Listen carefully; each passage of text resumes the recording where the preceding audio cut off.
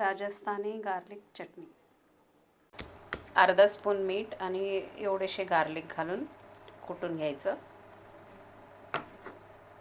आणि 1.5 चमचा भरून लाल तिखट त्याच्यात मिक्स करून कुटून घ्यायचं आणि पाणी घालून मिक्स करून घ्या. बघा असं चंक्स असले तरी चालतील.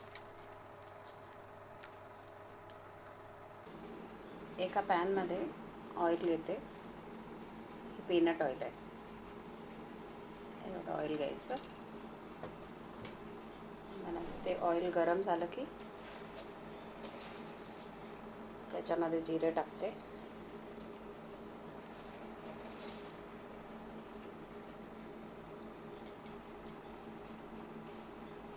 मग जिरं फटफटायला लागलं की त्याच्यामध्ये हे जे गार्लिकचं पेस्ट बनवली ना ते घालायचं.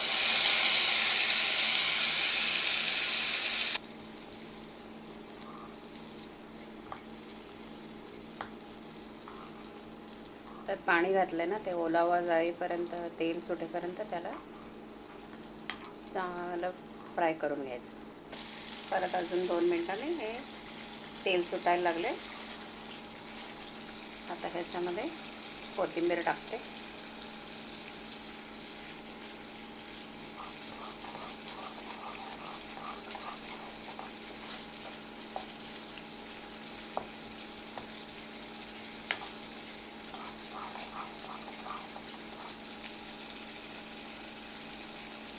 आणि गॅस बंद करून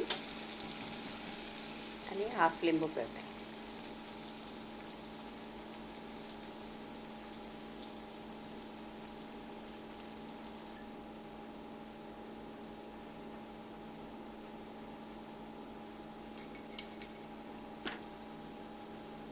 ओके, आता हे राजस्थानी गार्लिक चटणी रेडी आहे. हे पराठ्याबरोबर चपातीबरोबर खाऊ शकता.